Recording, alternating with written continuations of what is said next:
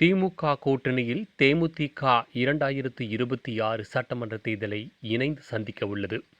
இந்த தருணத்தில் திமுக கூட்டணியில் விஜயகாந்தினுடைய மனைவி பிரேமலதா விஜயகாந்த் தலைமையிலான தேமுதிக கட்சிக்கு 10 சட்டமன்ற தொகுதிகள் ஒதுக்கப்பட்டிருக்கின்றன. இந்த தகவல் வந்தவுடன் பல்வேறு தரப்பிலும் விமர்சனங்கள் எழுந்துள்ளன.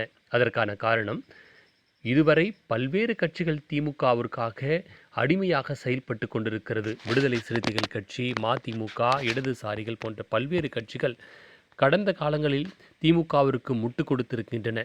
அந்த கட்சிக்கெல்லாம் முக்கியத்துவம் கொடுக்காமல், அந்த கட்சிகளுக்கெல்லாம் இரட்டை இலக்கத்தில் தொகுதிகளை ஒதுக்காமல், இப்பொழுது வந்த தேமுதிகவிற்கு ஒரு மாநிலங்களவை உறுப்பினர் பதவியும் 10 சட்டமன்ற தொகுதியும் ஒதுக்கப்பட்டிருப்பது அனைவரையும் ஆச்சரியத்துக்கு உள்ளாக்கியிருக்கிறது.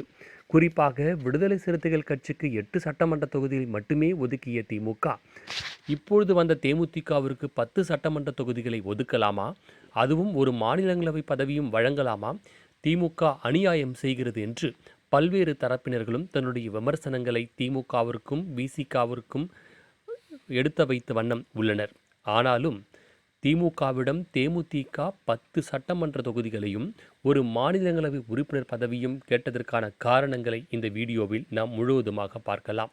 ஸ்டாலினிடம் பிரேமலதா விஜயகாந்த் தெளிவாக சொன்ன கருத்து: விடுதலை சிறுத்தைகள் கட்சி திமுக கூட்டணியில் இணைந்த பிறகுதான் 2024ஆம் ஆண்டு அரசியல் அங்கீகாரம் கிடைத்தது. ஆனால் நாங்கள் அப்படி அல்ல. திமுக, அதிமுக என்ற எந்த கட்சியுடனும் சேராமல் 2006ஆம் ஆண்டு சட்டமன்ற தேர்தலை தனித்து சந்தித்தோம்.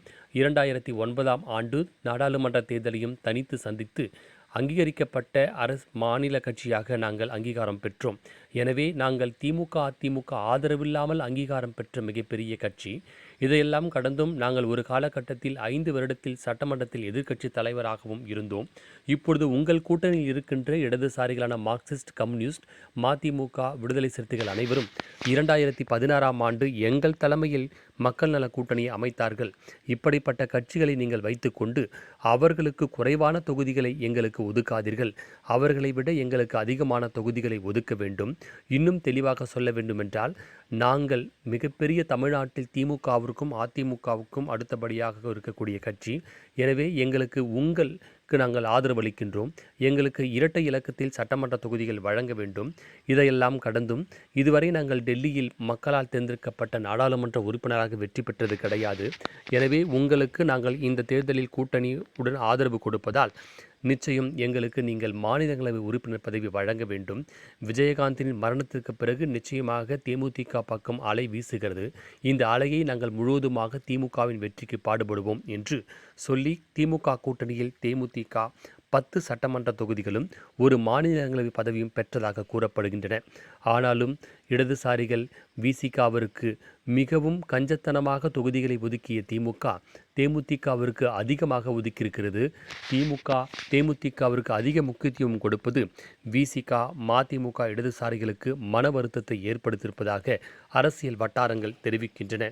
எது என்னவாக இருந்தாலும் அரசியலில் பிரேமலதா விஜயகாந்த் ஒரு சாணக்கியத்தனம் கொண்ட வெண்மணி என்பதை நிரூபித்திருக்கிறார்.